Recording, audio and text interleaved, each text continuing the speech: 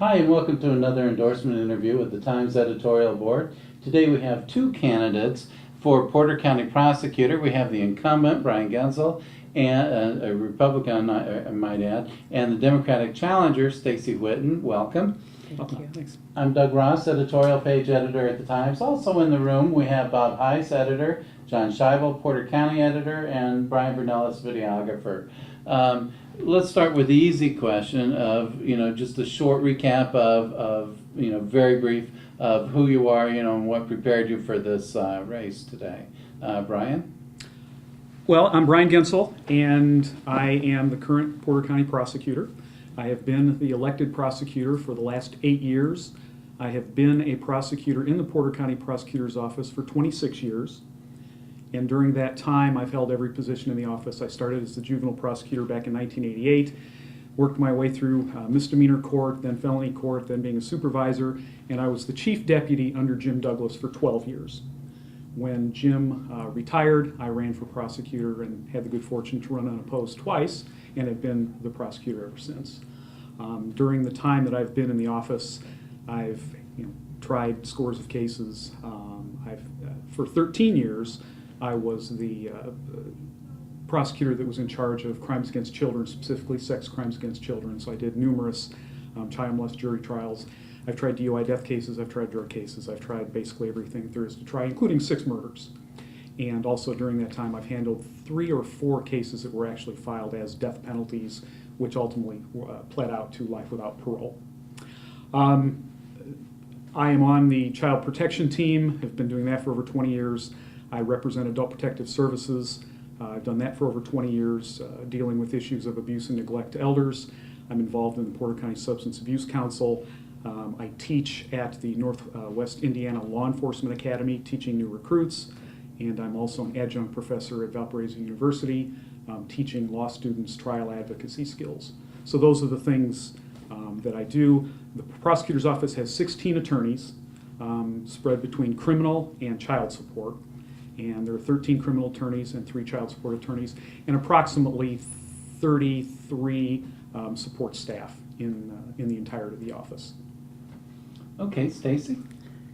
Well, I actually started off doing civil defense work, and I had trial work, litigation, and focused on insurance defense. After I did that, I went on to start my own firm with my husband, Dan, and we're located in Portage. Our firm handles a whole variety of different cases. We do school law. We represent the River Forest schools. We also represent the town of Dune Acres here in Porter County. I represent the city of Hobart. I'm their assistant city attorney, and I also am their city prosecutor. We also help thousands and thousands of families in Porter County through our office. We have done family law, we do criminal law, so we're a well-rounded firm. And I started off in the office by myself. So when I came into the office, we had just a handful of files. I built our office up, throughout approximately the last 10 years, well, let's say 8 years, 9 years. And now we have a very successful business in Porter County. And I'm happy to have helped many, many families in Porter County who have been suffering and struggling. Prior to that, I was also a child support caseworker for the 4D division, and that was actually very satisfying to help struggling parents. While in law school, I worked for the Lake County Drug Task Force and thoroughly enjoyed that. I have built many relationships with law enforcement and have a good relationship with a lot of the prosecutors that are over there, including the prosecutor. So just kind of a real well-rounded experience, and I'm pretty proud of what we've accomplished. And ultimately, my main goal is to help people. So I'm actually very, very happy to have achieved that. and I want to continue to do that. Okay, fair enough. One of the major problems facing Porter County, of course, we're talking crime here, is drugs. Mm-hmm. And so what do, Stacey? Well, my main issue is with our drug problem is that heroin is flowing through Porter County like a river. I have met with so many people who have been touched by this. I've met with people who've lost loved ones, someone's child, someone's sister, someone's significant other. And currently, our coroner, Chuck Harris, has stated heroin use is 321% higher than the national average. In 2004, we had 0 heroin deaths. Last year, we've had 16. So my main focus as far as the drug epidemic is to treat it like we have a war, because I believe we have a war on drugs. I know that my opponent has stated it's a social problem, and as long as people want to get high, that they will continue to do so. But my approach will be to treat it like a war. Our coroner's picking up casualty after casualty, and something's got to change. I want to focus on the flow and distribution, have a good working relationship with all law enforcement agencies. I'd like to partner the Drug Task Force with the Sheriff's Office, and I know that the Sheriff has a lot of contacts with the feds. And I'd also like to focus on rehabilitation and education. Education is key, because if we don't talk to these young children about the effects of heroin, someone else is, and that someone else is going to be the one presenting them with it. I've talked to superintendents of schools. I want to definitely be the spokesperson that basically gives them that information, and I want to help with parent-teacher groups, community organizations. Okay, Brian? Well, in Porter County in 1994, the chiefs of all the police departments and the sheriff requested that the prosecutor's office run the undercover drug unit. So we have run it since 1994. And when I was the chief deputy, I was involved in leadership of it. And since I've been the elected prosecutor, I have been the office holder in charge of running the drug unit. And since, I believe it was 2008, I managed to secure 3 additional people to bring it up from, actually 4, from 3 to 7. We now have 7 undercover agents in the Porter County Drug Task Force. Clearly, drugs are a problem, heroin is a problem. The statistic that my opponent cites, actually that's a statistic from 2002, part of the Roosevelt study. And just yesterday, as a matter of fact, Doug, in your paper today, the lead story in this morning's edition of the Porter County Times was based upon a press conference that I attended, where the U.S. Attorney Dave Kapp thanked the Porter County Drug Task Force for its partnership in an indictment of 9 people who were in charge of running substantial amounts of heroin from Chicago to Porter County and LaPorte County. And that was the result of an 18-month investigation where my drug task force has cooperated with the feds. The DEA was running this operation. We were involved. We were able to charge these people and basically cooperate, partner with the feds, with the LaPorte the Michigan City Police Department, to stem the tide of heroin coming out of Chicago. Now, I was quoted in the paper as saying, this is something that we do on an ongoing basis, but it's a small step. And I don't, remove myself from my comment that, people are going to do things, especially people are going to take drugs because that's, people want to get high. They want to affect, their sense of reality, and they do that. What prosecutors can do and should do is deal with the problem, the people that are robbing our families, that are breaking into our houses, that are stealing catalytic converters, they're stealing things from our stores, holding them accountable for their crimes. And the people who are bringing in large amounts of drugs, that are dealing hard drugs, to hold them accountable for their criminal behavior, and they need to go to prison because they're bringing poison into our communities. This year, the Porter County Drug Task Force will arrest over 300 drug dealing and drug possessing defendants. there is certainly a place for rehabilitation. My office regularly evaluates criminal defendants and determines who is adequate or who should go into the Porter County Drug Court. We acknowledge that you can't prosecute yourself out of the drug problem. We know that there are some people that really just need a kick in the pants and they need some rehabilitation, they need some accountability, and we send people to drug court for those reasons. My office has always partnered with the schools. We've always partnered with law enforcement. We've always partnered with the federal agencies. I'm on the executive board of the the Lake County HIDA, which the sole reason for its existence is to have federal and local agencies cooperating with each other, partnering with each other to confront the flow of drugs and the use of drugs in Northwest Indiana. So what my opponent says she would do, I've been doing for 20 years.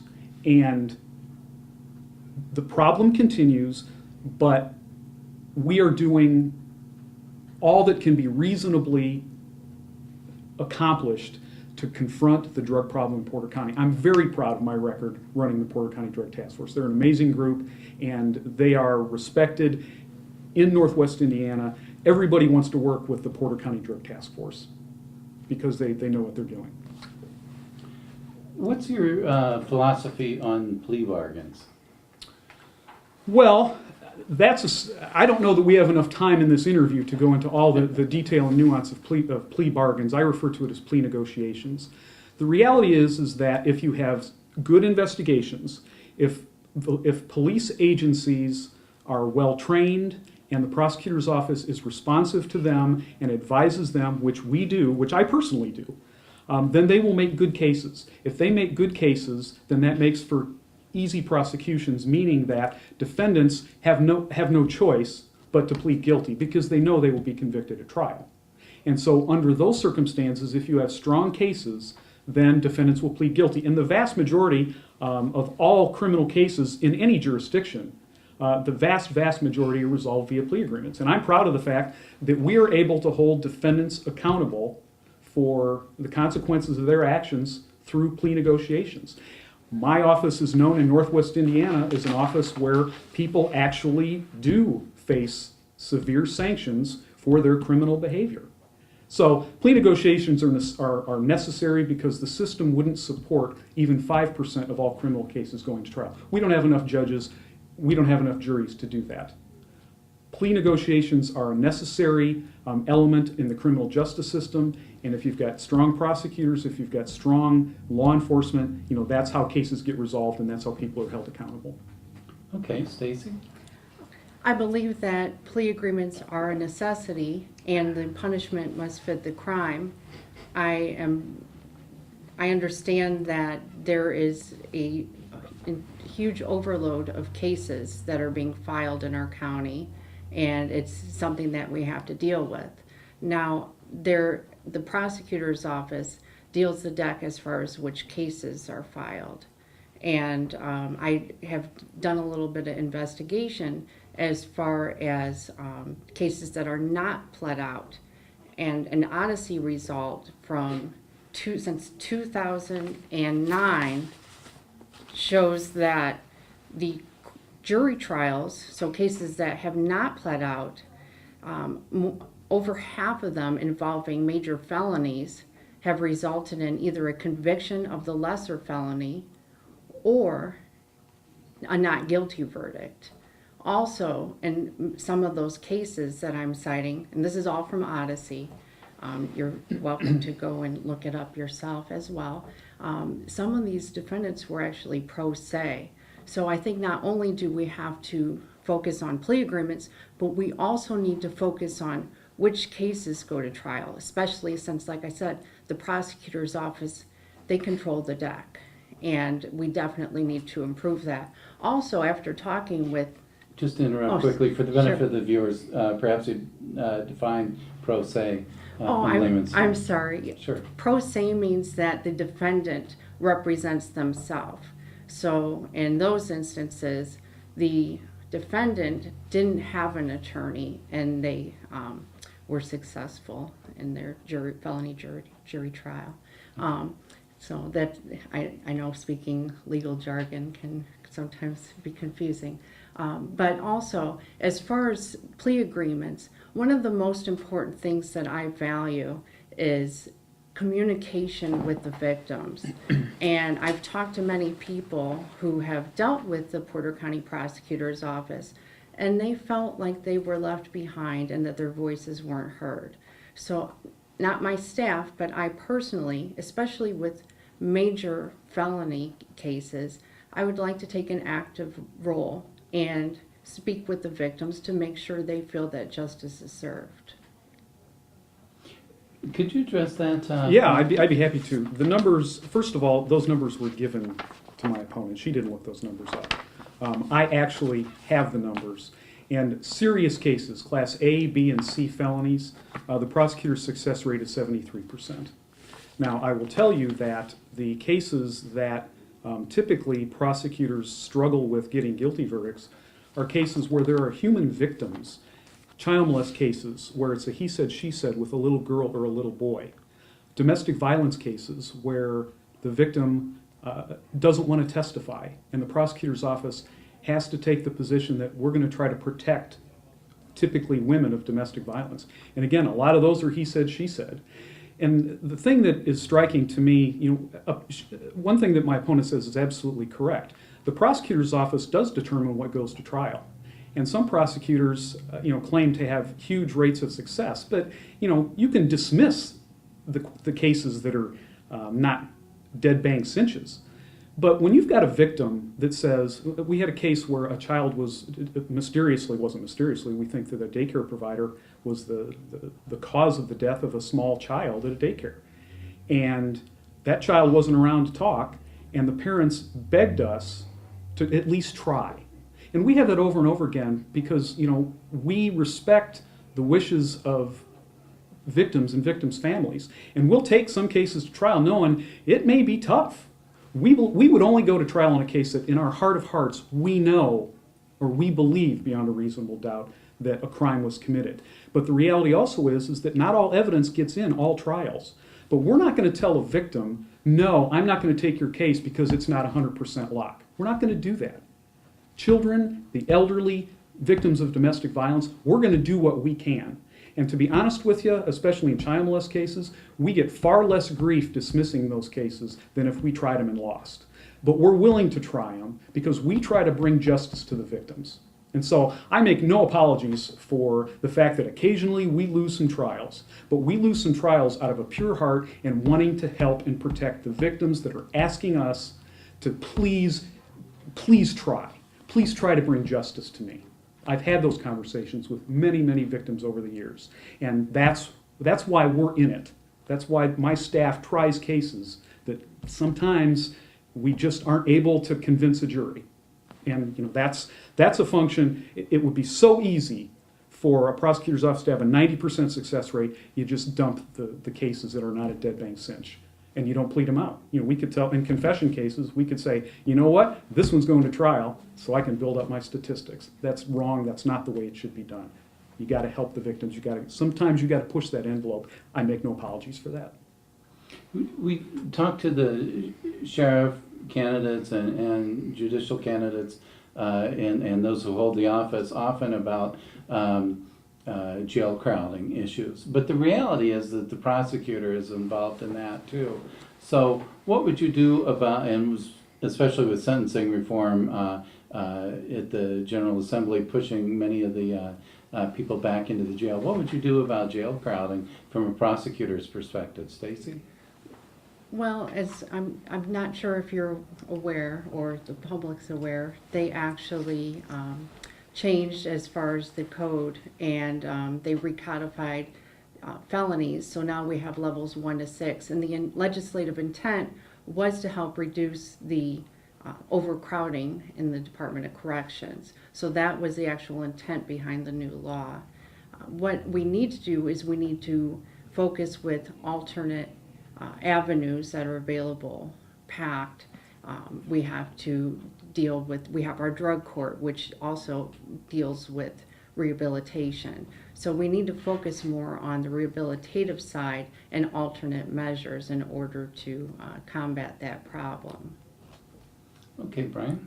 Well, actually, as I sit here right now, I'm late for a Community Corrections Board meeting where I'm on the board. And Porter County has a very robust community corrections program that I and my office have been involved in. I've been involved in community corrections for 26 years. We have an amazing community corrections program. We utilize PACT community service, we utilize the day reporting, we utilize veterans court, we utilize drug court, we utilize all of these different mechanisms because Porter County sends on a per capita basis far fewer people to the DOC than any large county in the state. We have an amazingly robust local community corrections program that we use. And in reality, right now, the jail, since they opened the final pod, the jail is not currently overcrowded. I can also tell you that part of community corrections and part of what my office is sensitive to are people that are in the jail for relatively minor offenses that can't post. Sometimes it could be a $200 cash bond, and some people just don't have the $200. When public defenders are notified that they have clients that can't get out and are sitting for days and weeks, and they should be able to get out, they come to us. We are responsive to that. Sometimes we'll agree to an own recognizance bond, LOR is what we call it, if we have deemed that they're not a danger. They're not going to go out and commit other crimes, or at least there's no realistic expectation of that. And we will reduce bonds. We are responsive to the courts wanting to get some of these people out that really shouldn't be in there for lengthy periods of time. And when defense attorneys come to us, typically public defenders, but not always, and they say, listen, this guy's been sitting in here for 2 weeks, 3 weeks, or a month, what can we do to get this guy out? We regularly entertain those and try to set a bond where their person can get out, maybe get back to their job, get back to their family. I've done that the entirety of my career, and I think that's the right thing to do. Now, dangerous people, I'll be the first one to push to keep them held no bond. If they fail to show up to court, if they commit a crime, they bond out, they commit another crime, a dangerous, serious crime, they got to stay. But not everyone has to stay. And so I am mindful of that, and I receive calls from the jail and the warden's office and the sheriff, and all the time and I personally deal with those issues to try to keep the people that shouldn't be locked up out. And that's just, that's what prosecutors do, that's what I do. Okay. John, Bob, any questions? Okay. In the next 4 years, what would you propose in any kind of changes, whether you're new to the office or Brian, you're been there a long time? What might be new in the next 4 years? I'll answer No, you can that. go, yeah. Okay, Go ahead. thank you. Well, what I would do to start off, 2 things that are very important to me are child support and the child support system and our drug epidemic that we have. So as I mentioned, I would like to partner with the Sheriff's Department to run the drug task force. I think it would be more effective.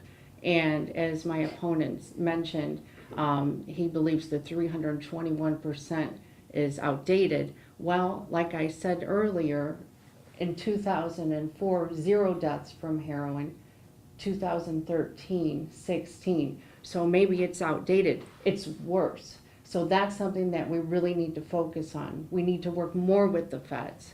I've talked to many agents in the federal government with the DEA, and they believe Porter County is almost in a bubble. So I definitely want to improve the relationship that we have. As far as child support, I know that my opponent has boasted about his collection of child support and how much they've collected. I've talked to thousands of families and struggling parents, men and women, and honestly, they're not getting child support.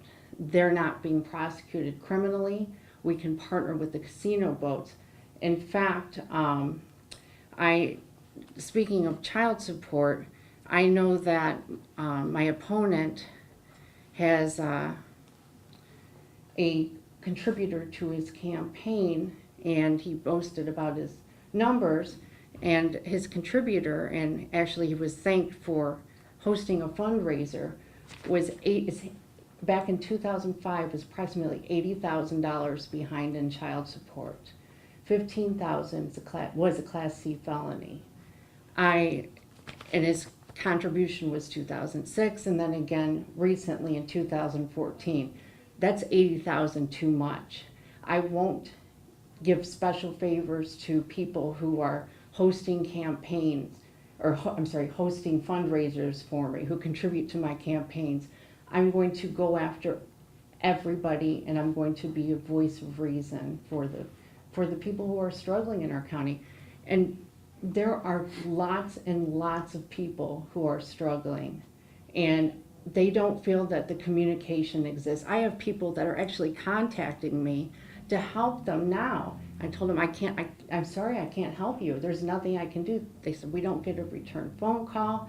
They said, if I'm successful and if I win, call me. I'll personally help you. So those are two issues. One last issue that I will do is, I'm a hardworking person, and no one can argue that. I've built up a business basically from the ground up. I've done everything. I've met with clients in the last few years. I've gone to court, and from city to county to federal court. I want to be active, and I would like to take a court call. Take a court call means that I'm going to be active with the other deputies and go to court. So I know what's going on. That way I know what the stats are. I know what we need to improve and strengthen on. I know that the prosecutor's office does have some real talented deputies in their office. And I believe if somebody is working alongside with them, rather than just simply administrating, we can definitely improve. Okay. I haven't the faintest idea what she's talking about. I can tell you that the numbers just came out, and I think I released that as a press release. The Porter County Prosecutor's Office child support is #1 in the state among the largest 14 counties in its past collections, its current collections, and its paternity enforcement. Every year, Porter County is either the top or one of the top offices in collecting child support. Now, the reality of child support work is that you're always going to have people saying, hey, my deadbeat husband, hey, my deadbeat wife isn't paying. Can't you do something? Well, the reality is that there are some people, I've heard it from non-custodial parents that have said, I'm not paying it, throw me in jail, and we throw them in jail. We are aggressive. The woman that runs our child support office, she teaches this stuff all over the country. There are always individual people who are not satisfied. That's the nature of the beast in child support. But I'm telling you that the Porter County Child Support Office is firing on all cylinders. My opponent talks about this partnering with the feds and partnering with the Sheriff's Department. The Porter County Drug Task Force currently has 2 Sheriff's Department agents in it. I have 2 from the Sheriff's Department, I have 2 from Valparaiso, I have 2 from Portage, and I have 1 from Chesterton. So it's a multi-agency operation right now. And one of the men that's one of my undercover guys from the Sheriff's Department is now working in Chicago with what's called the Strike Force. It's the Chicago DEA run Strike Force. And the sole purpose of our putting that agent in is so he can liaison with our local, the guys that are still in Valpo, back and forth to figure out where the Porter County folks are getting their drugs from. The original question was, what do you plan to do in the next 4 years? What I plan to do in the next 4 years is continue doing what we're doing as far as the drug unit and as far as continuing to partner with the federal authorities, which we do amazingly well right now. I intend on staying #1 in the child support collection enforcement.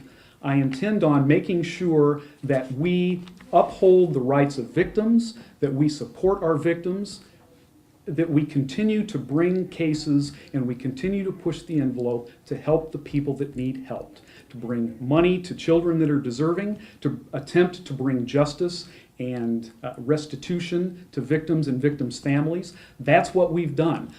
I'm the guy that's been doing this as the elected guy for 8 years. Are there quantum changes that need to be made in my office in the next 4 years? No.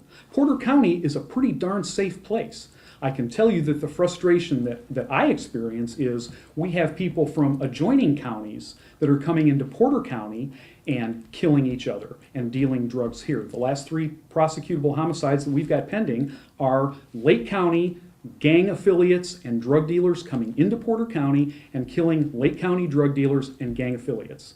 That is a frustration for me that we have to utilize our resources to do that, but I am absolutely committed to doing that, to bring justice to families that may live here, that may not live here. I've been doing what I've been doing for a very long time. The law enforcement agencies in this county come to me for advice. They come to me for use of force advice. They come to me for vehicle inventory advice. They come to me regularly. I talk to a senior staff person of a law enforcement agency in Porter County at least every week about a big question on, Brian, how should we do this? When we have a murder, if there was a murder that occurred sometime this afternoon, myself or one of my senior staff would be living at that police department for the next 72 hours or 96 hours or 128 hours, partnering with the police because we've done it, we know how to do it, we know how to advise them, we know how to do the search warrants, issue subpoenas, GPS tracker warrants, all the things that you have to do. I'm the head law enforcement officer of this county. It's not the sheriff, it's me. And because of all the years of experience I've had, I know how to answer their questions. I know how to assist them in their investigations. My opponent talks about, she's a Hobart City prosecutor. She has not been a deputy prosecuting attorney representing the state of Indiana for 1 minute in her career. What I've done every day for 26 years, she has never done. She's a bankruptcy attorney, and from what I hear, she knows what she's doing. But what you want as the person you want as the chief law enforcement officer is somebody that is qualified and knows their business and knows what it takes to hold people accountable for the consequences of their criminal actions. I've done that. I've been proven. Check your newspapers on all the criticism articles in the last 4, 5, 8 years on my office and what I've done. You're not going to find them. Law enforcement supports me. I got a formal endorsement from the Portage Police Department. They appreciate the services we provide, the training that we provide, the advice that we provide. The Porter County Prosecutor's Office is a well-run office, and I'm telling you it's not broke, and I'm telling you there's no need to fix it. The bottom line for the voter is, what's the difference between the two of you, Stacey? Well, the difference is, as I mentioned, I'm going to be aware of what happened. What happens in the office. My opponent said he wasn't aware of his campaign contributor who was $80,000 behind, when in fact his office signed an agreed order with the court stating that he was actually $80,000 behind. That was in 2005. 2012, another agreement, $80,000. I will know what's going on because I'm going to be there every day and I'm going to work hard. And I definitely have the community's best interest at heart. There will be nothing that will stop me from coming in every day, leading by example, going to court, and being active in the community. I was also endorsed by the Portage Fire Department, and I was also endorsed by the Porter County Farm Bureau. As you may know, the Porter County Farm Bureau is the majority Republican. They understand that our county is in crisis. We do have a war on drugs going on. What's being done isn't working. So I definitely think we need someone to stand up and to be in the office full time, to lead by example. So that's exactly what I intend on doing. Okay, Brian? I'm in the office every single day from 8:30 to 4:30, fielding calls, preparing charges. Right now I'm working on 2 securities fraud cases and a medical facility that's pushing pills. I'm working those cases, every day. I am there. I have done every job in the office. My opponent, well-meaning as she is, has never represented the state of Indiana in a criminal prosecution even once. The thing I've been doing for 26 years. You can't just on a whim say, I want to be the head law enforcement officer in a county. You have to earn that. You have to earn that respect. You have to have tried cases, crimes against children, murder cases, to be able to advise the staff, to know what they're up to. The difference between the two of us is I have 26 years of doing everything that can possibly be done in a prosecutor's office and having done it well and being respected and being looked up to by law enforcement agencies. And my opponent, again, has not ever worn my shoes even one day. And you want someone with qualifications that's done it all, that has the experience. And that's me. Again, not to blow my own horn, I'm one of the most experienced prosecutors in the entire state of Indiana. You don't find a lot of them that stick around for 26 years.